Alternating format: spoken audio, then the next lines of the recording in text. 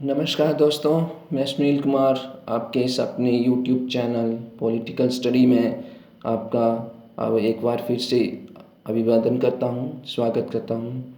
हमेशा की तरह अगर आप चैनल पर नए जुड़े हैं तो प्लीज़ चैनल को सब्सक्राइब करना और साथ में जो बेल आइकन है उसको प्रेस करना मत भूलिए, ताकि आने वाली जो भी नोटिफिकेशन है उसकी जो वीडियो है आपको उसकी सूचना सबसे पहले मिलती रहे। ठीक है, आइए हम चलते हैं आगे थॉमस हॉब्स के बारे में। इनके जो प्रारंभिक जीवन, इनके जो समझौता, राजनीतिक, मानव स्वभाव, जो भी विचार इन्होंने दिए हैं उनके विषय में हम अध्ययन करते हैं। तो चलते हैं हम थॉमस हॉब्स की तरफ। थॉमस हॉब्स के प्रारंभिक जीवन। थॉमस हॉब्स का जो जन्म हुआ था वो हुआ था 1588 ईस्वी में इंग्लैंड के मोल मैसबरी नामक एक नगर में। ठीक है, मोल मैसबरी नामक एक नगर में इनका जो जन्म हुआ था। वो जो सन था वो एलमेंडर का सन था, क्योंकि एलमेंडर ने ब्रिटेन के ऊपर, जो इंग्लैंड के ऊपर आक्रमण कर दिया था, तो पूरे ब्रिटेन में, इंग्लैंड में एक भय का वातावरण था। ठीक है, तो इस भय के वातावरण में ही जो थॉमस हॉब्स की जननी थी, उन्होंने अपने इस पुत्र को समय से पहले ही जन्म दे दिया था। तो थॉमस हॉब्स अपने इस जन्म के विषय में अपने विचार देते हैं कि मेरी माता ने, एलमेंडर के युग में मेरी माँ जननी ने दो जुड़वाओं को जन्म दिया, एक तो मुझे और एक भाई को। ठीक है, भाई को वो अपना भाई मानता था। ये जो कोटेशन है प्लीज़ नोट्स कर लेना, क्योंकि आमतौर पे पेपर पे यही पूछा जाता है, बीच बीच की जो लाइनें हैं यही पूछी जाती हैं। तो मैं जो पेपर पे संबंधित पूछे जाते हैं वही मैं आपको इम्पोर्टेंस बताऊंगा। तो क्या कहते हैं थॉमस हॉब्स अपने विषय में? वो कहते हैं कि एलमेंडर के युग में मेरी जननी ने दो जुड़वाओं को जन्म दिया, एक तो मुझे और एक भाई को। ठीक है, तो थॉमस हॉब्स का जीवन जो है था भय से ही, पूरा जीवन भय में ही व्यतीत होता है। भय से काफ़ी डरते थे वो। तो थॉमस हॉब्स 1639 में ये राजतंत्र के समर्थक थे। ठीक है, 1639 में क्या होता है, पहले तो राजतंत्र, 1639 में राजतंत्र के प्रति गृह युद्ध स्टार्ट हो जाता है इंग्लैंड में। ठीक है, उग्र हो जाते हैं जो संसद के लोग होते हैं, वो राजतंत्र के राजा के प्रति उग्र हो जाते हैं, और जो राजा की कुछ जो सैनिक हैं या कुछ लोग हैं उनके ऊपर आक्रमण करते हैं, उनको मार देते हैं। तो फिर इसी अवस्था में थॉमस हॉब्स ने एक पुस्तक लिखी थी, डी सी बे। ठीक है, ये एक पुस्तक लिखी थी 1642 में। तो ये जो पुस्तक लिखी थी ये संसद के, यानी कि गणतंत्र के विरुद्ध लिखी थी, राजतंत्र के समर्थक में। तो इस स्थिति में वो, उनका जीवन भी खतरे में पड़ गया। ठीक है, क्योंकि उस समय उग्रवाद स्टार्ट था, ज़्यादातर संसद राजतंत्र के प्रति काफ़ी आक्रोश फैला हुआ था। तो अपनी इस स्थिति को, अपनी सुरक्षा को बचाने के लिए वो फ्रांस चले जाते हैं। और 1649 में क्या होता है कि जो चार्ल्स प्रथम है, ठीक है, उनको मृत्यु दंड दे देता है। चार्ल्स प्रथम जो कि राजतंत्र के समर्थक थे, वो बोलते थे कि मेरी जो नीतियाँ हैं, वो, उनका जो मानना था कि मैं ईश्वर के प्रति उत्तरदायी हूँ। मेरी जो नीतियाँ हैं, मैं जो नियम बना रहा हूँ, मैं ईश्वर के प्रति उत्तरदायी हूँ, क्योंकि मुझे भगवान ने, ईश्वर ने ही इस धरती पर राज करने के लिए भेजा है। ठीक है, देवी सिद्धांत भी आ जाता है यहाँ पर। ठीक है, कि ईश्वर ने ही मुझे, ईश्वर का एक न्याय हूँ मैं, उसने मुझे धरती पर भेजा है, क्योंकि राज करने के लिए, शासन करने के लिए, और मेरी जो नीतियाँ हैं वो ईश्वर के प्रति उत्तरदायी है। मैं जवाबदेही हूँ ईश्वर के प्रति, ना कि संसद के प्रति। तो 1649 में उसको मृत्यु दंड दे दिया जाता है। ठीक है, और क्रोमवेल के नेतृत्व में गणतंत्र की स्थापना होती है। ठीक है, ये नोट कर लेना, किसके नेतृत्व में? क्रोमवेल के नेतृत्व में गणतंत्र की स्थापना होती है इंग्लैंड में। और फ्रांस, जब होब्स फ्रांस में थे तो उन्होंने फ्रांस में भी राजतंत्र था, लेकिन वहाँ पर उन्होंने राज्य और चर्च के बीच में कुछ असमंजस उत्पन्न कर दिया। वहाँ पर भी उनका जीवन खतरे में दिखने लगा और अपने जीवन की सुरक्षा के लिए वापस फिर वो इंग्लैंड आते हैं, इंग्लैंड में शरण लेते हैं। लेकिन इंग्लैंड में उस समय गणतंत्र था, इंग्लैंड में उन्हें शरण तो दी जाती है, लेकिन उनके ऊपर काफ़ी पाबंदियां लगा दी जाती हैं कि कोई भी राजनीतिक कार्य में, राजनीतिक गतिविधियों में आपका कोई हस्तक्षेप नहीं होगा, कोई भी किसी प्रकार का पार्टिसिपेट नहीं करोगे आप, किसी प्रकार की विरचना। तो ये कुछ प्रतिबंध लगा दिए जाते हैं उनके ऊपर, ठीक है। तो 1651 में उन्होंने एक ग्रंथ लिखा था, लेविथाना। इसके हम आगे बताएंगे कि इनकी प्रमुख रचनाएं जो हैं वो कौन कौन सी हैं, महत्वपूर्ण ग्रंथ लिखे इन्होंने। तो थॉमस होब्स आगे 1669 में जो कि गणतंत्र की समाप्त हो जाता है और फिर से राजतंत्र की पुनः स्थापना हो जाती है और चार्ल्स तृतीय को राजा बना दिया जाता है, जो कि फ्रांस में थॉमस होब्स का एक शिष्य था। जब फ्रांस में थे वो, तब वो उन समय शिष्य थे चार्ल्स द्वितीय। तो चार्ल्स द्वितीय को वो राजा बनाता है। चार्ल्स द्वितीय थॉमस होब्स को काफ़ी आदर सम्मान देता है, उनको 200 पाउंड पेंशन भी लगा देता है और अंतिम समय में थॉमस होब्स का जो मृत्यु होती है वो राजतंत्र का शासन होता है उसी काल में होती है, जिसकी वो स्थापना, जिसके लिए वो संघर्ष करता है, उसी काल में उनकी मृत्यु होती है, ठीक है, 1679 में, 91 वर्ष की उम्र में। तो थॉमस होब्स का ये तो हो गया जीवन परिचय, सामान्य जीवन परिचय। फ्रेंड्स, अगर आपको कुछ लग रहा है कि मेरी तरफ से कोई त्रुटि रह चुकी है तो प्लीज़ कमेंट करना भी मत भूलिए, ताकि हम इन त्रुटियों को सुधारें और आपके लिए बहुत अच्छी से अच्छी वीडियो लाएं, ठीक है। तो क्या होता है कि ये इनका सामान्य जीवन परिचय समाप्त होता है और आगे इनकी जो प्रमुख रचनाएं हैं थॉमस होब्स की, वो इस प्रकार से हैं, आप नोट कर लेना। डी सीबे, ठीक है, इनकी प्रमुख रचना है डी सीबे, ठीक है। ये लिखी गई थी 1642 में, ठीक है। डी कोपोलिटिक्स, ये जो 1650 में, लेविथाना 1651 में, ठीक है, dialogues of the civil wars, ये कुछ प्रमुख इनकी रचनाएं हैं, ठीक है। एलिमेंट्स ऑफ द लॉ, ये इनकी प्रमुख रचनाएं हैं। तो प्लीज़ आप इनको नोट कर लेना, क्योंकि जो भी मैंने वीडियो डाली है उनकी बुक्स आपके समक्ष जरूर मैंने बताई हैं, उनकी बुक्स साथ साथ में सिलेबस के साथ उनकी बुक्स भी बताई हैं, क्योंकि आपके लिए आसान हो जाएगा कि जब भी आप किसी बुक्स की रीअरेंज करोगे या पेपर्स में पूछ ली जाएंगे तो आपके लिए आसान रहेगा कि हर जो भी मैंने टॉपिक्स आपके समक्ष वीडियो बनाई हैं उनके लिए साथ में बुक्स भी बता रहा हूँ। किस लिए? क्योंकि आपको आसानी रहे पेपर में कि कोई भी जब आपको बुक्स बता दे तो आपको याद हो कि ये एक बुक्स इसकी है। तो प्लीज़ इनको नोट्स करना मत भूलिए और इनको रिवाइज करना भी मत भूलिए कि ये किसके, ताकि आपको भूले ना, ठीक है। ये इनकी प्रमुख रचनाएं थी।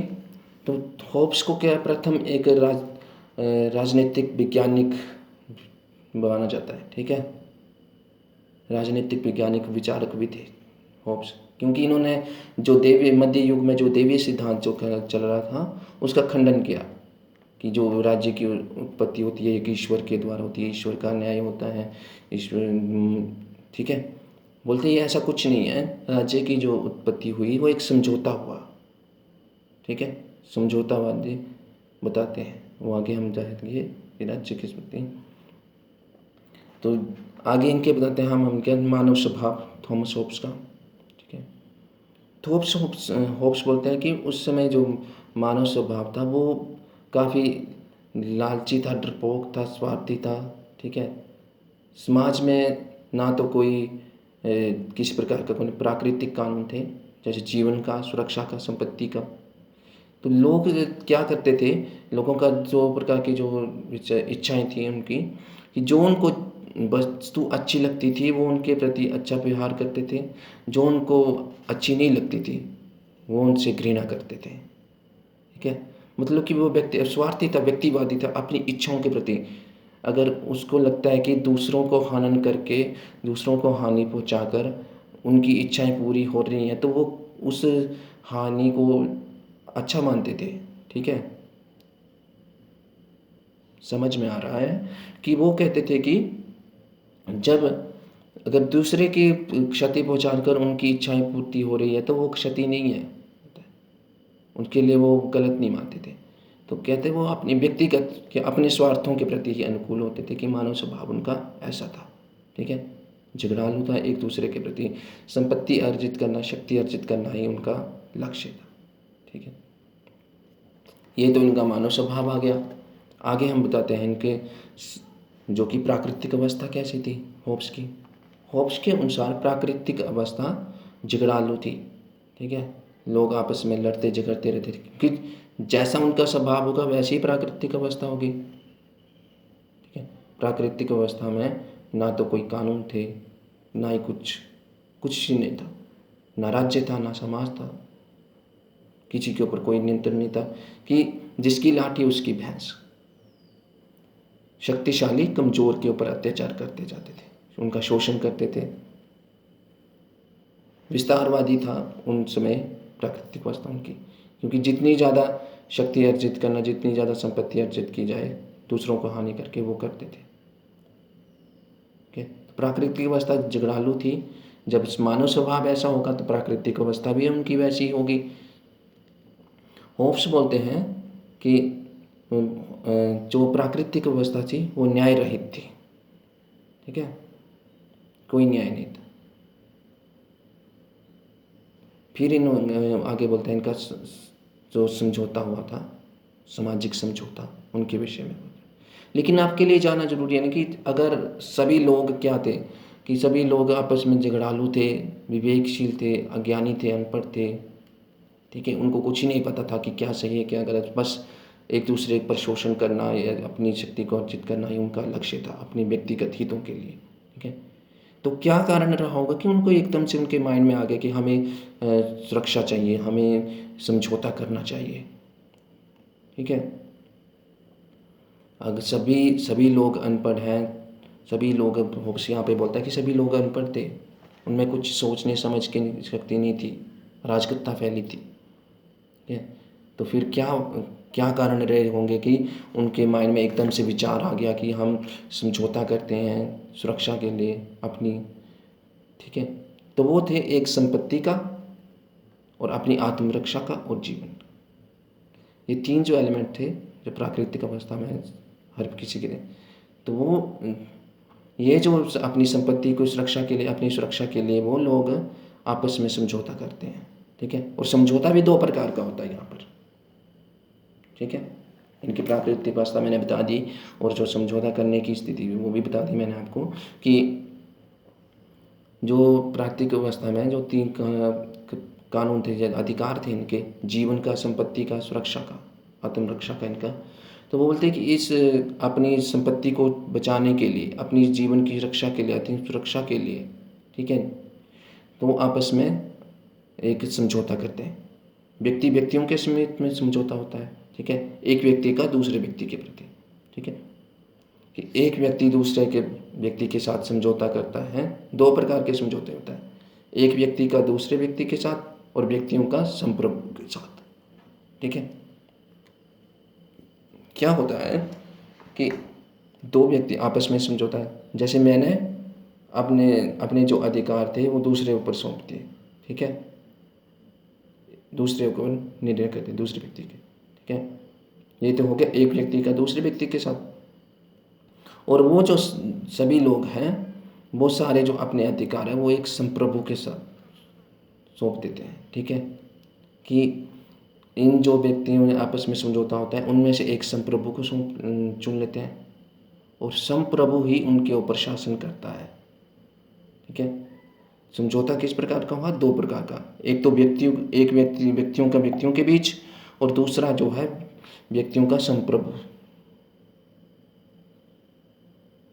ठीक है, संप्रभु कौन है? प्रभु, कि जो उनके ऊपर शासन करेगा, राजा सर्वश्रेष्ठ।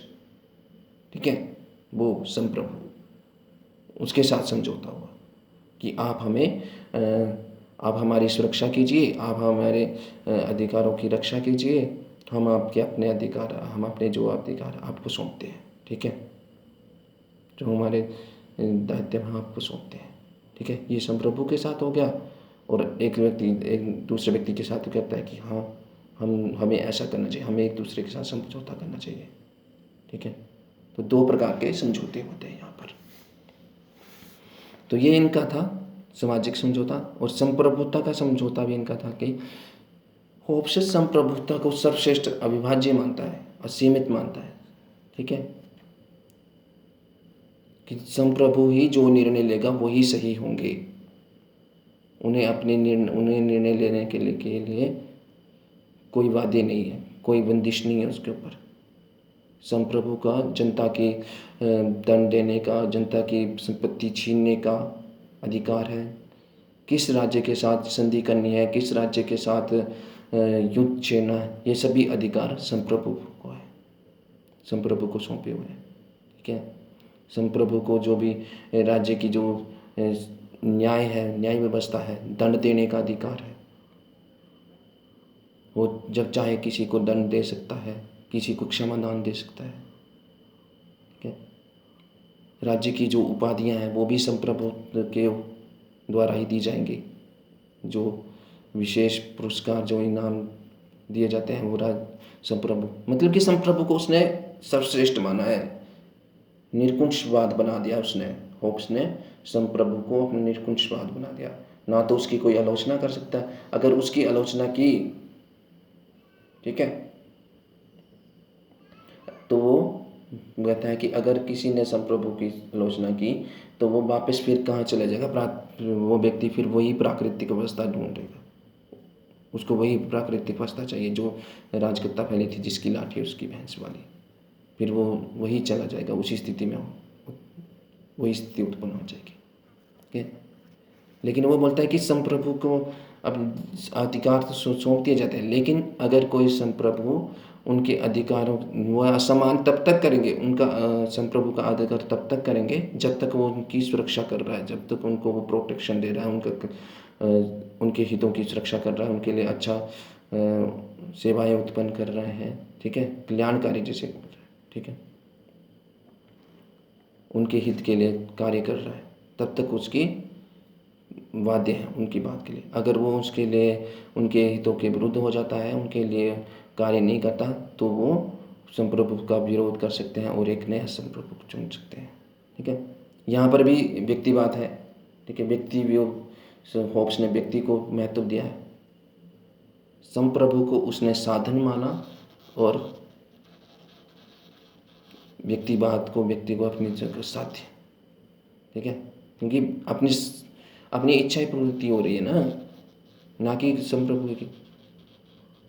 अगर उनकी इच्छाओं के प्रति कार्य चल रहा है, कोई नियम बना रहा है संप्रभु, तब तो ठीक है, तब तक उनके लिए अच्छा है। अगर उनके हितों के विरुद्ध कार्य चल रहे हैं, बना रहे हैं, तो उनको लग रहा है कि उनके लिए कार्य अच्छे नहीं बना, उनके लिए विरोध में कार्य बन रहे हैं या विरोध में नीतियाँ बन रही हैं, तो वो उनका विरोध भी कर सकते हैं। तो इस प्रकार होब्स ने निरकुंशवाद और व्यक्तिवाद दोनों को भी, सत्तावादी और व्यक्तिवाद दोनों को मिला के रख दिया है, ठीक है, जोड़ कर दिया लोग, ठीक है। ये इनका संप्रभुता का सिद्धांत था। और न्याय का सिद्धांत भी संप्रभुता के बोलते हैं कि न्याय जो है संप्रभु के ऊपर निर्भर है, संप्रभु जो भी निर्णय ले ले वो अंतिम है। न्याय करने का अधिकार है, प्रमुख न्याय शक्तियाँ उसी के हाथ में। हर एक प्रकार की राज्यों के बीच में आपस में मामले सुलझाना संप्रभुता का दायित्व है। और संप्रभुता का कहा हुआ कोई भी निर्णय अटल है, उसमें कोई हस्तक्षेप नहीं कर सकता।